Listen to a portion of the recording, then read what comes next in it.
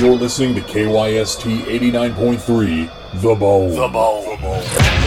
And now time for South Tucson Youth Football, simulcast on AM 1400, The Growler, and on South Tucson Local Access Channel 22. Oh, man.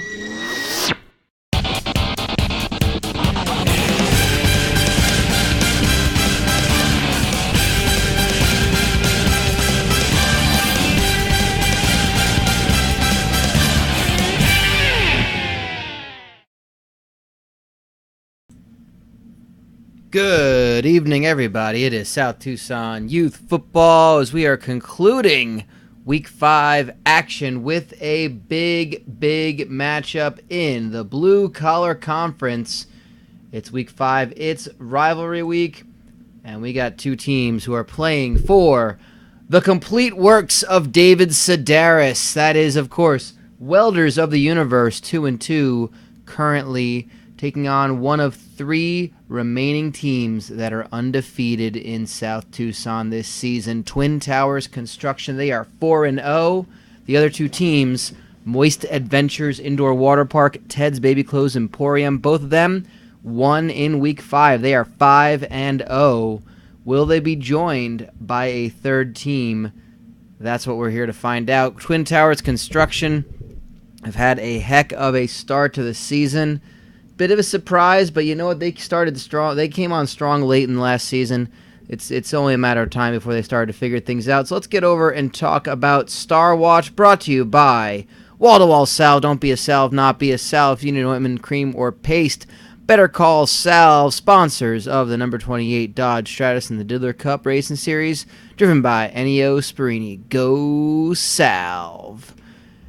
And we're going to start off with, that is Welders of the Universe.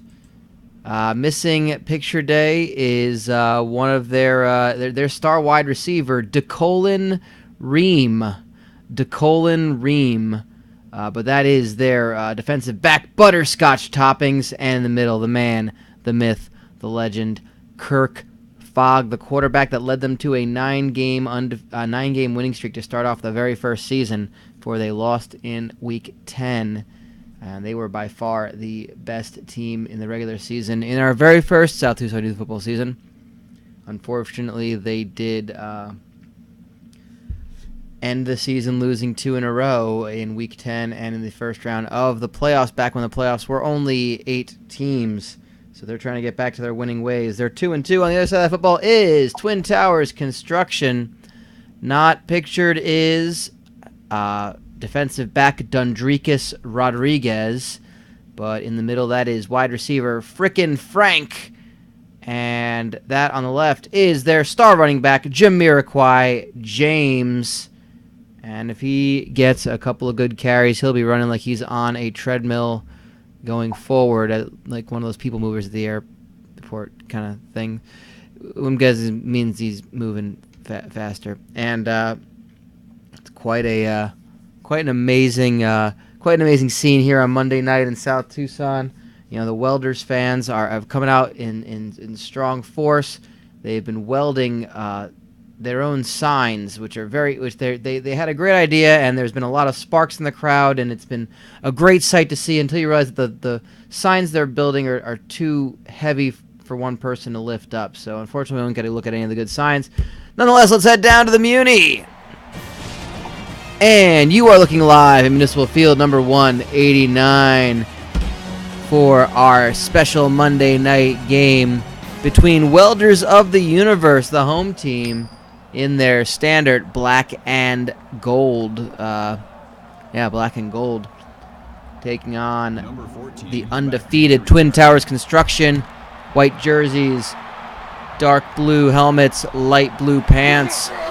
Oh, someone just got trucked on that kickoff return. Corey Bradley taking it 26 yards. And Welders will start things off, going right to left on your radio dial here on KYST.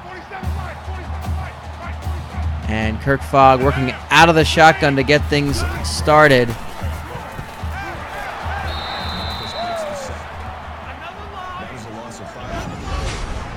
And and it's going to start off by getting sacked by Will Mathis.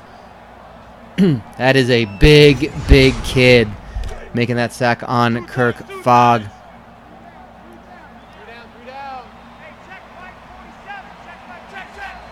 Again, 2nd and 15, not looking good from the very beginning.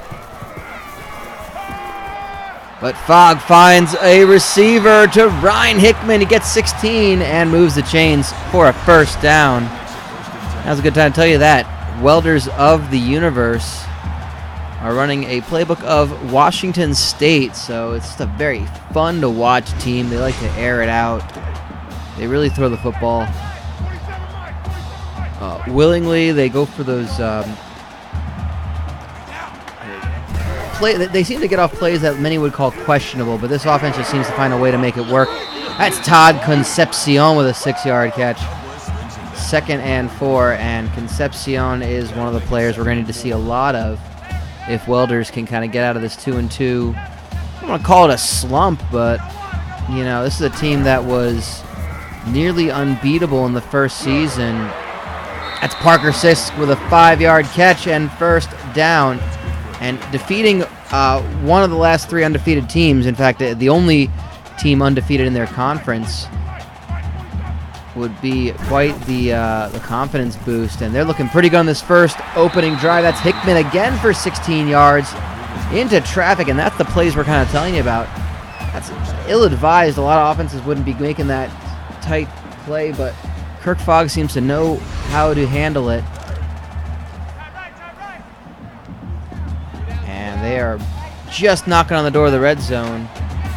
Shotgun formation again. He loves it. Oh, throwing it off balance, and it... Well, I guess they're going to give Shedrick Douglas the tackle credited, but that ball really just smacked it off the back of his head. Let's just call that what it is. And that little dance might have just been concussion protocol. Concepcion's going to get a 2-yard catch, but he stepped out of bounds, couldn't make anything happen after the reception. It's 3rd and 8 from the 21. Here comes Kirk Fogg, a big 3rd down play. Will they go to Hickman again? That seems to be what they do. They do, in fact. It's 9-yard catch for Hickman. And another first down, and Twin Towers defense have not shown an ability to stop them just yet. They are now in the red zone. Hands it off to Concepcion, and he's going to get right back to the line of scrimmage. No gain. That makes it 2nd and 10.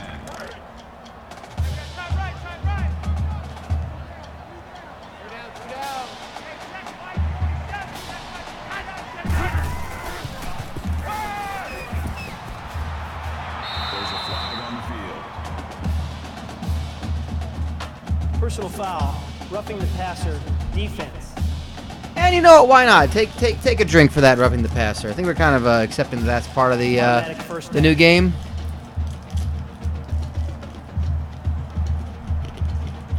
I can tell you the coaches very carefully pick their plays and their playbooks, and they're kind of stuck with them though. You know, love their football here. They insist these kids play just like those college teams, and that's going to be a touchdown. Todd Concepcion just bangs it right up the middle and puts 6 on the board for Welders.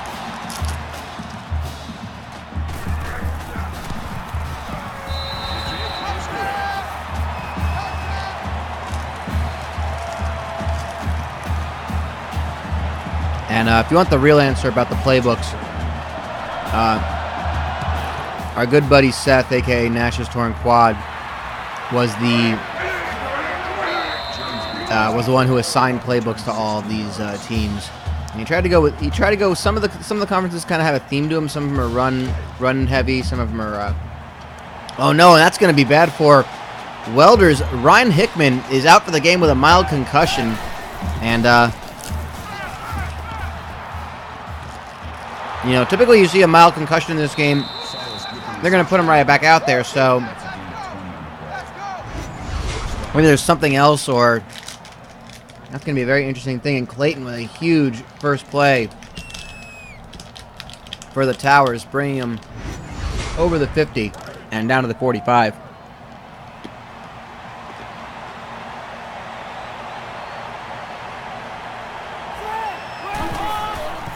So Twin Towers have taken possibly the most important offensive player in the opening drive for Welders. And they're gonna have to cope with the fact that they don't have one of their star wide receivers. Well, not a star wide receiver, but one of their most important wide receivers.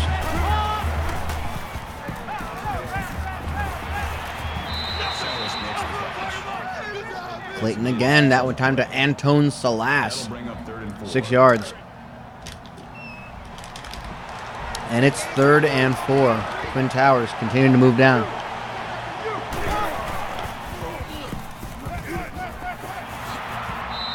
And that's Obadiah Manson with a 6-yard catch. Moving the chains for a first down. Twin Towers are using the playbook of the University of Georgia. So notwithstanding how they played this past weekend, let's see, it's been doing pretty well for them. They still remain undefeated. And that's Carl Neely with a 4-yard catch. He is stopped right in his tracks. That makes it 2nd and 6. Definitely opting for some West Coast offense right now. A lot of short passes. And they hand that one off. Nice cut for James. He's going to get 4 yards before he hits the line and gets tackled. It's 3rd and 2, and maybe you want to give it back to him again. That was his first rush of the entire game.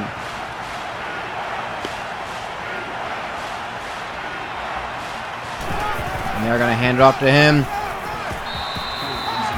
He'll get 4 for the first down. Jamiroquai James coming in where they need him.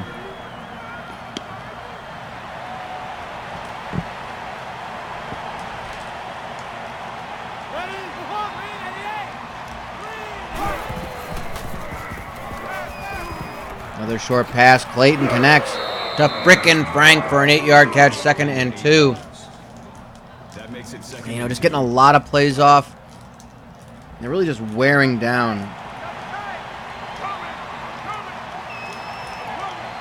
They're just wearing down the Welders defense. Handing off to... Ooh, there's going to be a flag on the play as Jamiroquai James gets over the first down marker. Face mask. Defense. And there's that face mask.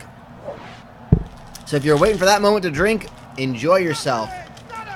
Still first down.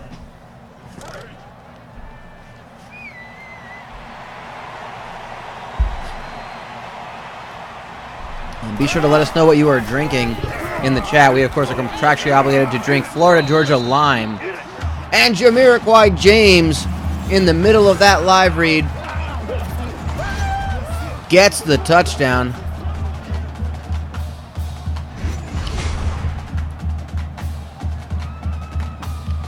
And here comes the extra point to tie this game up.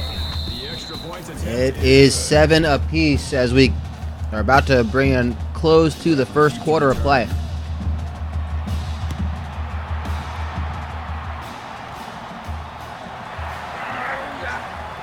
a flag on the field. Personal foul. Face mask. Defense.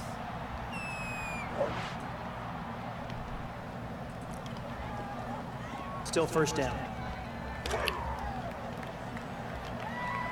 You ain't going nowhere. Hey, check Mike 47. Check Mike 47.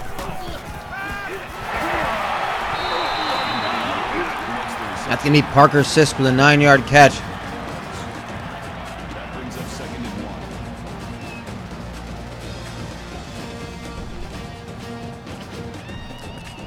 1. And the first quarter comes to a close. Tied at 7 apiece. The undefeated record of Twin Towers Construction. Marcus with the quarterback sack. Loss of 7 yards on the play. 3rd down.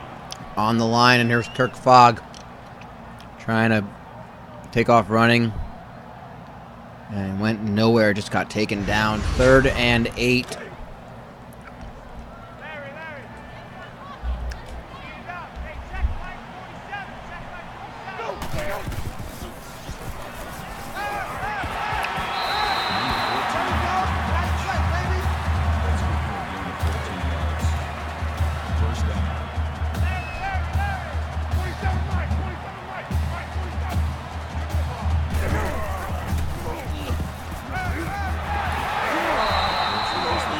Huge catch by DeColin Ream, 15 yards. First down.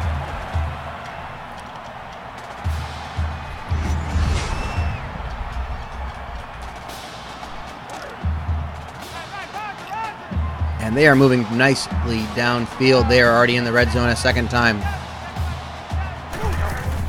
Fogg out of the gun. Has it to Parker Sisk, 17 yards. He's tackled right at the goal line. First and goal.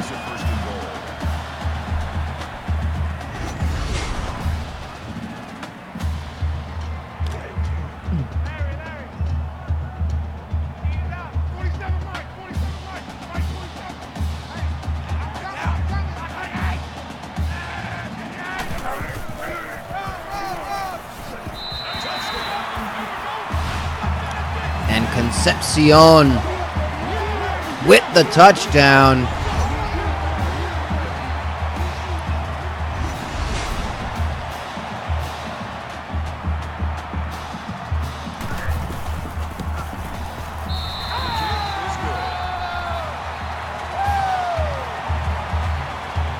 James back to return. 14-7, Welders of the Universe.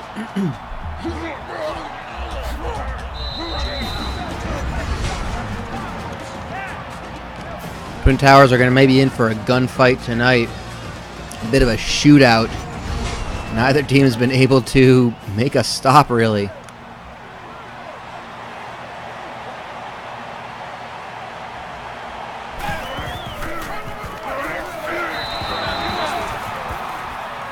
of 2 yards. That brings up second and 9.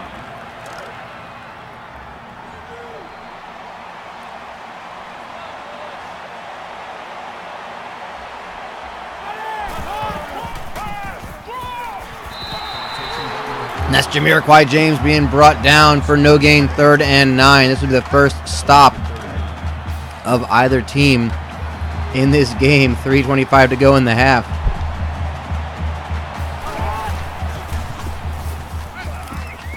A lot of time for Clayton to throw. He might be airing this one out. He is going to launch it downfield. And it's caught by Carl Neely for a 39-yard catch. What a play. At the 27-yard line. That makes it 1st and 10.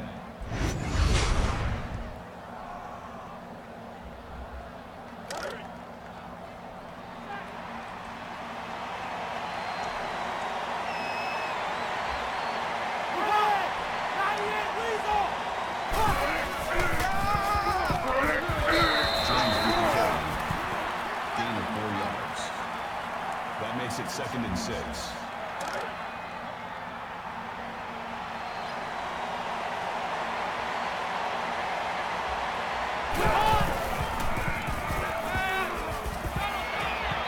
Number 12 makes the grab. Gain of 14 on the play. That makes it 1st and goal.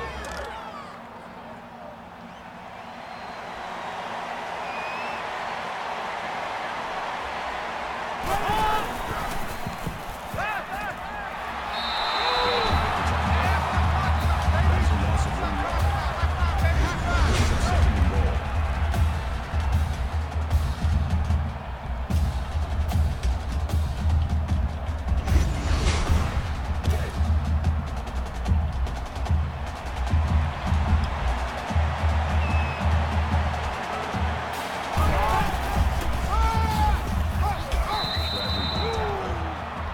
Gain of 4 on the play. That makes it 3rd and goal.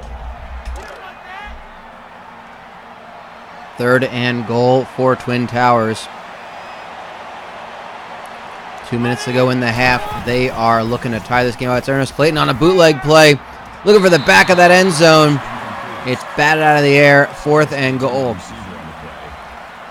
That brings up 4th and goal.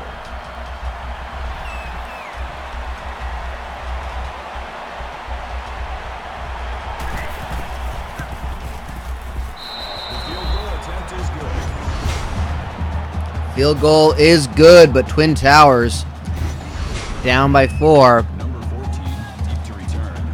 And that is the closest thing to either team being held in this game. Number 14 runs it back. Kickoff return to 11 yards.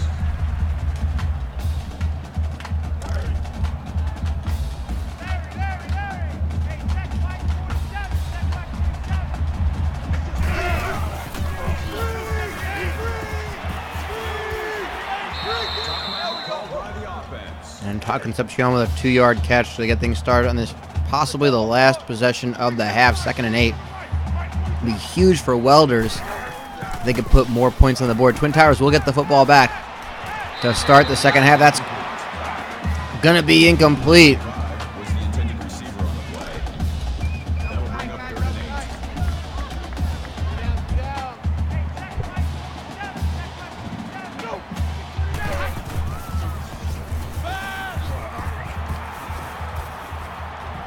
A lot of time for Fogg to throw and overthrows it. Number 2, the intended receiver on the play. 4th down. And it looks like they're going to punt, so suddenly we're seeing the offenses start to stumble. Welders are punting. Twin Towers are going to get this football back with just under 90 seconds. But that is one heck of a punt. It's recovered back at the 20. And a flag is going to help out Twin Towers. Personal foul. Face mask. It's a face mask.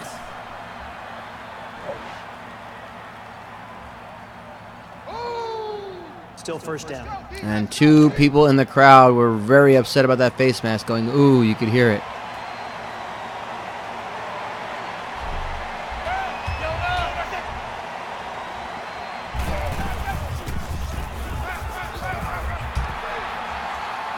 Is the football loose? No! Clayton is sacked for a loss of 2. A bit of a scrum. Couldn't tell if he wasn't down or just lost the football or something. And 3rd and 12 after that incomplete pass. They were looking for just enough for the first down. 75 seconds left in the half. Twin Towers with 2 timeouts left may end up punting it right back to Welders if they can't convert on this play. 3rd and 12, and they're hurt. They sent everyone. And Jamiroquai James only gets 2 out of it. It's 4th and 11. Here comes the punter.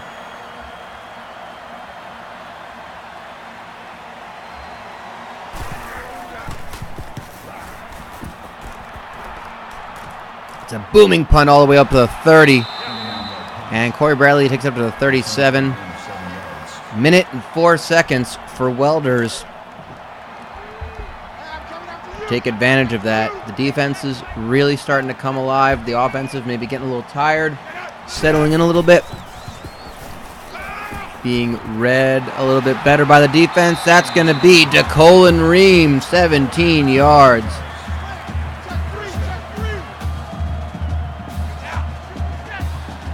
And a first down for Welders. That's snatched right out of the air by, who was that? That was Ream again. 1st and 10 from the 25. They are wasting no time getting right to the line of scrimmage. Incomplete pass. 2nd and 10. That'll stop the clock. 44 seconds to go. That makes it 2nd and 10.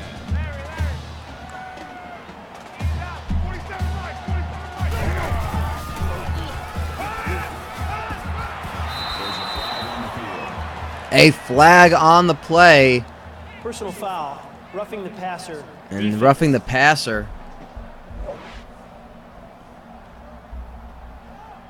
Automatic first down.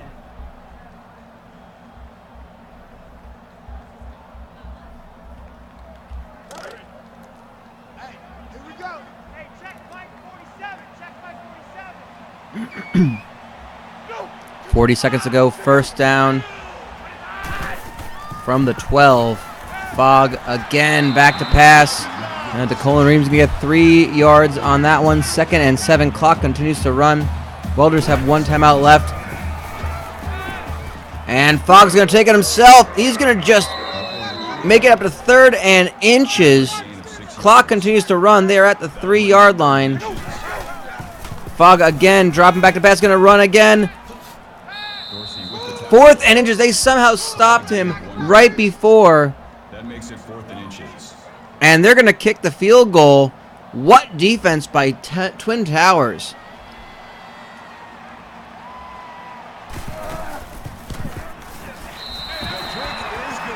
Well, Twin Towers are going to be happy to see that they only need a touchdown from the first possession of the second half to tie this game up. a huge stop to get things going. And it's time for Sponsor Spotlight as we go to the half, where we take a brief moment to talk to you about one of the local sponsors who have helped us so much in bringing South Tucson Youth Football to you every week, every season. Busted Rubber Auto and Tire Repair. You know, they have seen a lot. That is not just a logo.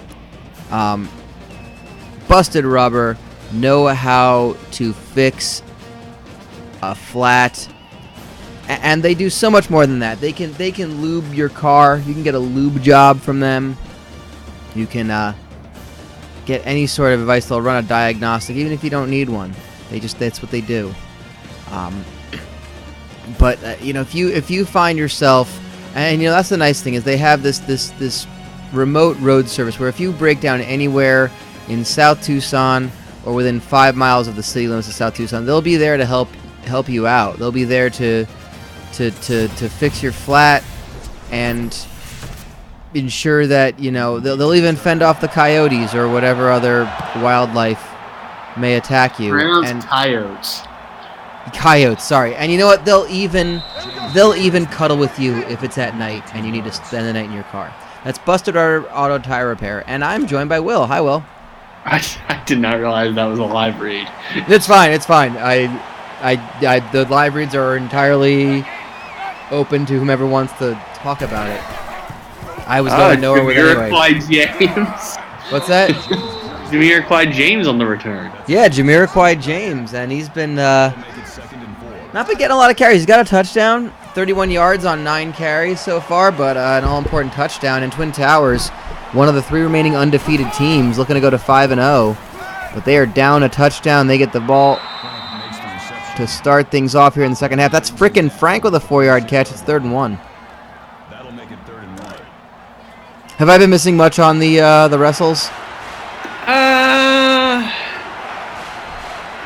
I think it's been an alright show. I was hoping for, I'm hoping the next hours, the last hours, to be good. Right. Well, it's the go home before Survivor Series, I guess, for Raw, huh? They just did a Heyman promo where apparently a fan proposed in the middle of it, and the crowd responded when she said yes, and then Heyman ripped them on the live mic.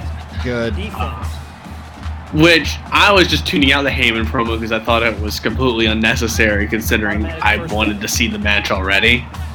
Because it's AJ versus Brock. I was like, I'm just gonna watch Jason Williams highlight videos on YouTube, and I come back to Twitter, and lo and behold, the one Paul Heyman promo that I skip after dozens and dozens of unnecessary Paul Heyman promos. And we've got a turnover. Welders have the football. It was coughed up by Jamiroquai James, it looks like, and there was a scrum. It was a scrum on the fumble. They're going to challenge it. Made it a scrumble. Yes, I was just going to say that.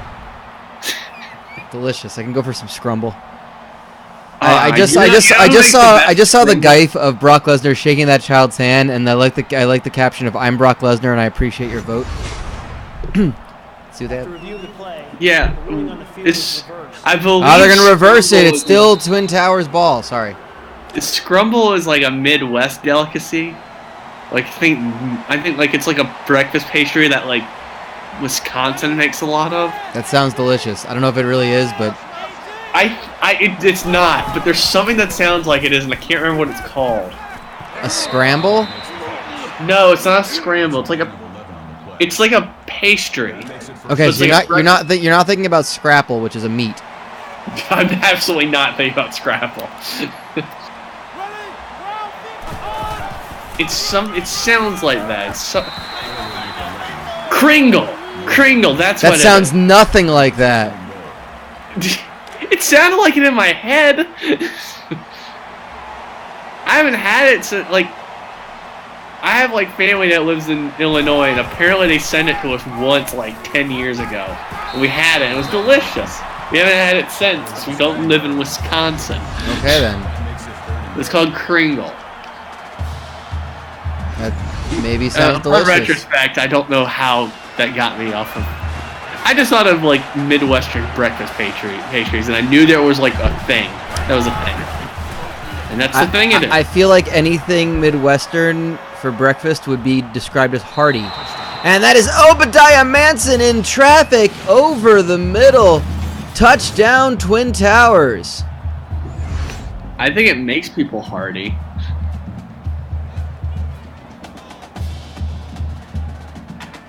It's definitely a hearty breakfast item that would make you be described by people as healthy. The extra point attempt is good. Crystal Lake. I'm hoping that's a real. Like there's a camp there, right? Yeah, that's what made me kind of like think about it for a second. I was like, maybe I'm just getting it confused with Camp Crystal Lake. You might be. And Corey Bradley takes it for 18 yards, but is stopped. And Welders tied with the undefeated Twin Towers construction. 2:36 to go in the third.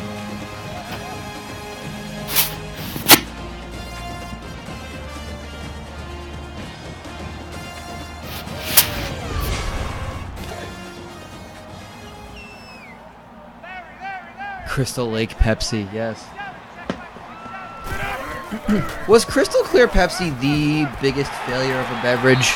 Like, can we say that it's surpassed the new Coke?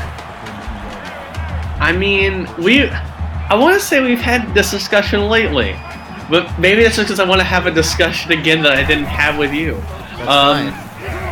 About like the worst sodas of all time. Okay. Like, I think I might have told this on the stream before, and even if I didn't, nobody would remember it. But when I was a kid, like, well, I wasn't a kid. When I was in like my first year of high school,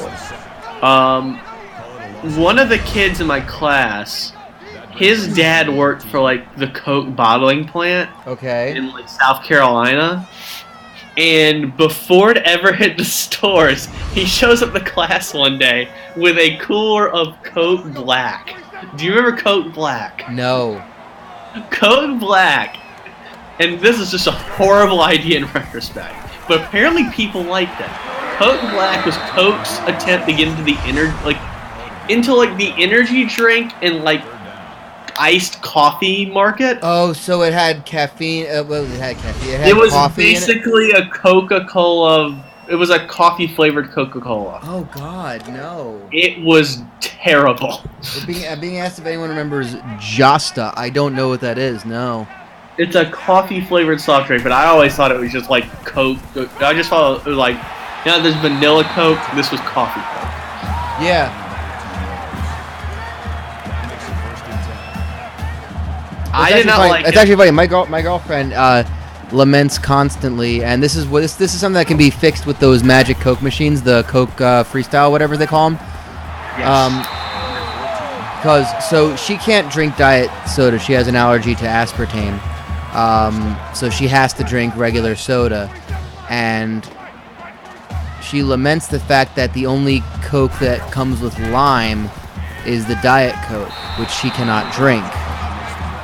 And so whenever we go to like a place that has the Freestyle Coke machine, she will immediately go Coke with lime. Okay, I have a question. Yeah. If your question is why, how did you figure out that she liked Coke with lime if it was just Diet Coke with lime and she get the aspartame? Because it came up in conversation about like her, because like the talk about the flavored Cokes came up. I knew she was allergic to aspartame for a long time. Like, I'm kind of thinking, what is the origin story for her finding out she liked Coke with lime in it? Because they had it at one point. They had regular Coke with lime? I believe so. That's what she's telling me. Yeah. Really, I did not know that. Yeah, it was for a short bit, and then it was just then they just kept the Diet Coke as an option. Did they ever have Coke with lemon in it? Because I always remember the Diet Coke with lemon. I don't know about regular. The Diet makes sense because you always get like a Diet soda with a lemon in it. Okay, it's apparently... I don't know who's ever... Okay, they did have Coke with lemon, but it doesn't look like it ever existed in the United States. It was originally for the United Kingdom. Yeah, that's always possible, too. A lot of different countries. I always thought that was weird. Yeah. Now, And the meanwhile, Welders have scored on the last possession, so 24 seconds to go in the third quarter. Twin Towers are moving. Antone Salas with a first down, 11-yard catch. That makes it first Down to the Now, 37-yard line. Do you remember Pepsi Blue? I do. See. There was a long stretch where I just very rarely drank Pepsi. I would not say that I drank Pepsi that often, but I was intrigued by Pepsi Blue. I think it's because there was a lot of Pepsi Blue advertising on like the 20. It came out in 2002, and I want to say during the X Games they really pushed Pepsi Blue, like really hard. And I wanted to try it, and it was terrible. Was it like a blue raspberry kind of flavoring to it? It was because that's when blue raspberry was like a huge. There was a stretch where blue raspberry was like the flavor of the fucking popular flavor to everything, and raspberries ain't blue. That's true. How did blue raspberry even become a thing? I think they just needed to make a blue flavor of something, because there were no real like popular flavors you can make blue, and blueberry isn't a strong enough flavor to do that with. Also, artificial blueberry flavoring is never good. Orange, Mr. Misty. You're just naming things that I don't know what they were. Pepsi Blue turned your poop green. I can't believe I want to say. I can't believe I'm saying this, but I want to know more about this. Okay, hang on. I don't remember that, and I feel like I would have remembered that. I remember having the I think I know I've discussed this with you, Brian. You might just not remember it. When Burger King came out with like the Halloween burger, I had like the tricolored poops, and then I went online and found that everybody had it, and it was a thing. I don't remember what the Halloween burger was, but Corey Bradley with a tackle, and that is saving a touchdown. But Twin Towers have it on the goal line. You can Google it. The Halloween like Burger King burger had a black bun, and that's definitely. Okay, it was just that gimmick. I'm an adventurous eater, touchdown, Brian. Twin Towers have tied this game up again through Jamiroquai James. Yeah, Burger King Halloween Whopper poop. Just look that up and you will find a bunch of stories. I had it weird. I guess I ate something else with it, and mine was like it came out tricolored. It was the weirdest thing. I don't even think I would have thought anything of it if it just came out green. I'm just like, it's something to turn my poop green. Isn't that what a lark? But it was like black and then brown and then green. I was like, what the fuck just happened? My poop shouldn't have like the color pattern of like a popsicle. You know, can we Threw me off. So this just makes me, I don't know why, it just made me think of the episode of Rugrats, the Halloween episode of Rugrats where they had the Reptar bars, and the gimmick of the Reptar bars where they turn your tongue green. And I just can't imagine what your shit looked like after you ate a Reptar bar.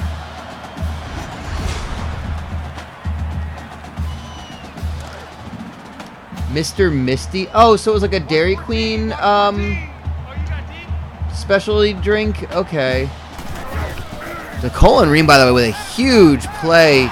And Kirk Fogg going to take off running. And it's fumbled but recovered. So 2nd and 8. We had a Dairy Queen. I just never went there for anything other than ice cream as a kid. I went to Dairy Queen specifically because I would get the ice cream in the baseball helmet hat. Oh man, that's the best. I would try to collect them for a while. Yeah, I would try to collect them for a while. I mean, just in general, because that's not just a Dairy Queen thing. The best way to eat ice cream, I don't care what anybody says, is when you're a kid to eat it out of a novelty baseball helmet. Yep. That's the best way. It did not matter what team. I wanted a new team that they had. It tastes better. I'm convinced. It's the ultimate way to eat ice cream when you're a kid. Out of the novelty baseball helmets. Anyway, tie game with 3:35 to go. Kirk Fogg going to take off running. Takes a huge hit, but it's worth it for the first down. Holy cow. He got stopped in the pit of despair. He did. That was... You could see his soul leave the pit of despair and head into the room of the ancient kings when that hit. And Fogg's going to go again. Oh, he stumbles. He's taken down short of the goal line. 2nd and 1. I wouldn't disagree with any of the things that OTT Hodge has said. He says Dairy Queen has the best ice cream. I can't really speak on that. But McDonald's having the best fries. Yeah, Wendy's best burgers. Yeah, I'd go with that. I'd say that Wendy's also has the best chicken. Like the nugget. God, it's unfair to say Chick-fil-A in this one because they are specifically a chicken restaurant. But yeah. Dairy Queen. Dairy Queen's is specifically an ice cream restaurant. Yeah, I never associate Dairy Queen with the brasserie or whatever. Yeah. Yo, Cookout is the best. Oh my God, I love Cookout. Welders of the Universe in the end zone with the touchdown again, taking the lead 30-24, make it 31. And Twin Towers has been chasing this game the entire time. So the nearest Cookout to me is 45 minutes south. And I've only had Cookout twice in my life. Once on my way to North Carolina to go to the, I was on my way to Battlecade last year, and we stopped at Cookout, and it was wonderful. I love Cookout. And then we got it like a couple months ago. We were down in, we were passing through Fredericksburg, Virginia, which is where the nearest Cookout is to us. And the Cookout tray is just fantastic because it's a lot of food for not a lot of money, and their shakes are really good. It's just an experience. Food's all right. It's the shake's the main event. Oh yeah, I mean the food is incredibly serviceable. It's bolstered by the fact that it's really cheap. That's the main thing. Yeah. My God, my sizzling hot take on chicken. I mean, like, I think the Wendy's chicken sandwich is probably. It's really hard to compare this to Chick-fil-A because Chick-fil-A is a chicken place. But like when you're talking about like burger places, like your Wendy's, Burger King, McDonald's, your standard ones like that, I think Wendy's have the best nuggets. And again, I can't count Chick-fil-A in this because their gimmick is that they're doing chicken. Like I don't know why it's a sizzling hot take. Who am I putting out of? Who am I disrespecting in this one? It's just weird because then you'd be like, well, if Wendy's gimmick is their burgers, like it's just they're either burger or chicken places. It's not like there's one like. I don't consider Wendy's to be a universal like chain of food. Yeah, but also I wouldn't compare, like I wouldn't use Chick-fil-A to compare against like KFC and the fried chicken places. I think they're the most well-rounded, but I don't consider them a chicken place or an all-around place. I consider them a burger place. Right. I get what you're saying. I don't associate the same. But here's my counter to that. With Chick-fil-A. Chick-fil-A is not really my go-to. I like to go to Bojangles. See, I don't compare the two. And the only Bojangles near me is terrible because it's at Union Station and it's not very good. But I'm also not in the South totally. I am in the South, but I used to go to the Bojangles in Oxon Hill, which wasn't like that was only like 10 to 15 minutes away. Is there one like that? That's where the National Harbor is. Is there one there?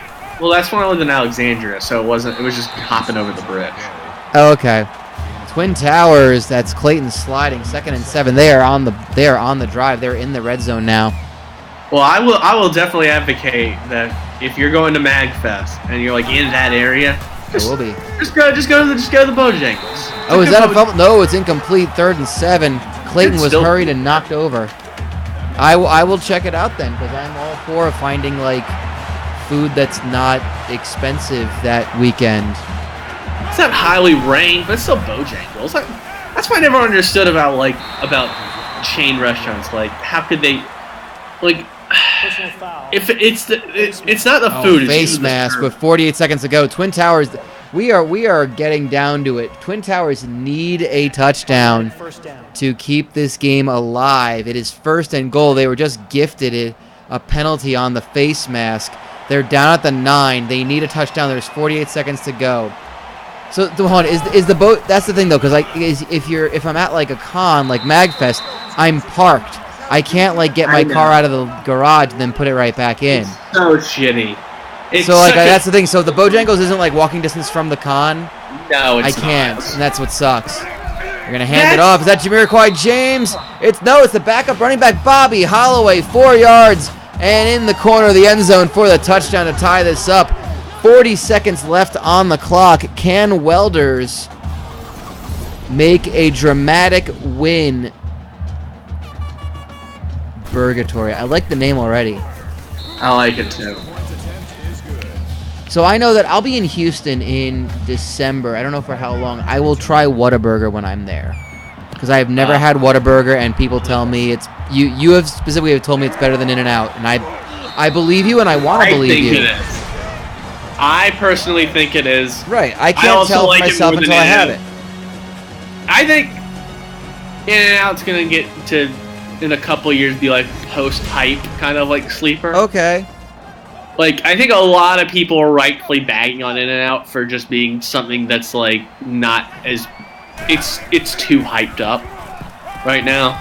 And Fogg is going to air it out. Is it caught? No. It was caught, but out of bounds. Incomplete pass. 33 seconds to go. 2nd and 10. Fogg airing out his balls. I will make sure I tweet from the IRM account when I'm at Whataburger, and I will find out what I need to order ahead of time. Fogg looking to run. Taken down, Blake. sacked for a loss of 3. What? Just ask Blake. That's I true, I think will. Blake I'll just ask practically Blake. lives at Whataburger. That's fair. I keep forgetting that. He goes there a lot. I would too. That's where I would go. I was there. Just like I go. They're gonna wait for the last play of the. That's smart, because they don't want to give Twin Towers the ball. They're going for the last play of the game, and they're just gonna go ahead and take it to overtime. 4th and 8. We are going to overtime, tied at 31. Get extra football here, guys.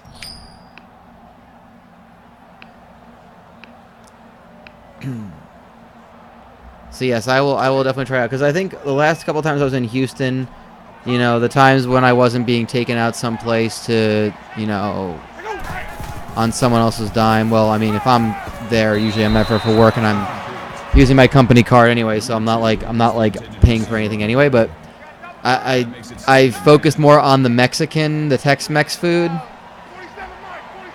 And I've mentioned the whole, like, the phenomenon of how there's so many different Papa's restaurants. Oh, big play!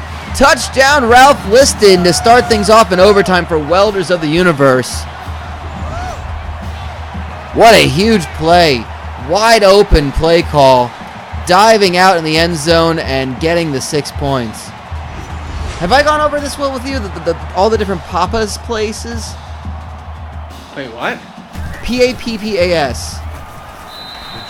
And I first noticed this when I get off the damn plane at Hobby Airport. I don't think I'm aware of this. There's Papa Dough, where it's D-A-U-X, and that's their seafood place. There's a burger joint. There's Papacitos, which is like their Tex-Mex place. Twin Towers looking for... They get the touchdown on the first play as well. Defense. And there's a penalty on there as well. They're going to decline that and get the touchdown. That penalty is declined. Well, we are already going to the second overtime. Twin Towers are an extra point away.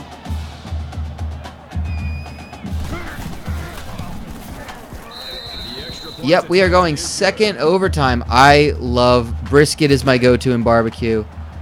I feel like I didn't have enough barbecue when I was in Texas. Oh, wait, that's not true. The first time I was in Houston, I definitely went somewhere to get barbecue. And it was fantastic.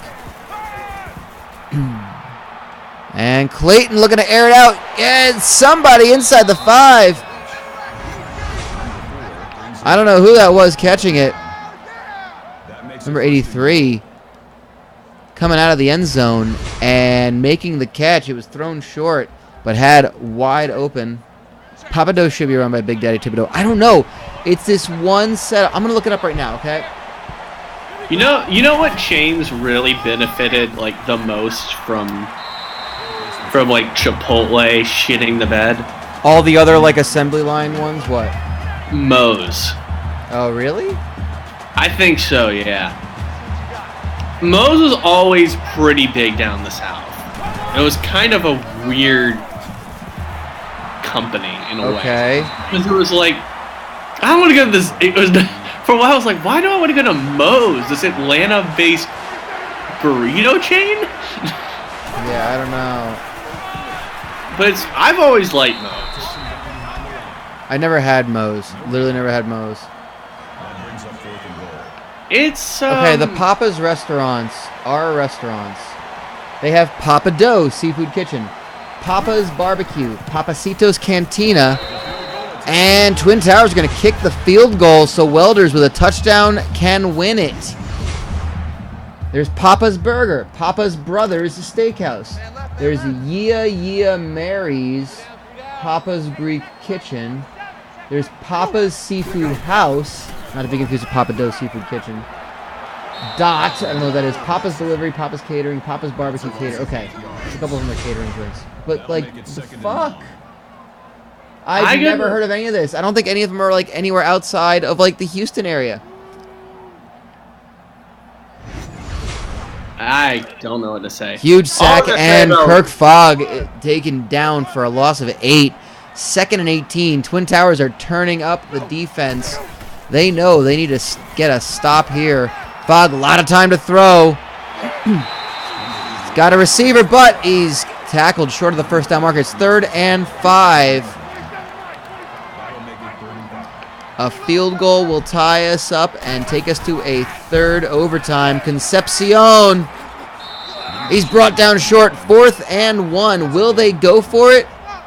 Or will they kick it? They're going to kick it. This is not a gimme. This is a 34-yard field goal attempt to force a 3rd overtime.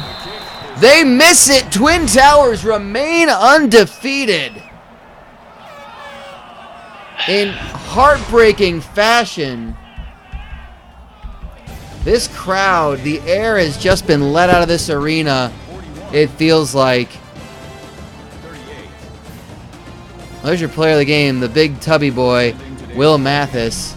Will, thank you for joining me for this game. We'll have to talk about regional restaurants again on our next broadcast. I don't know when that'll be.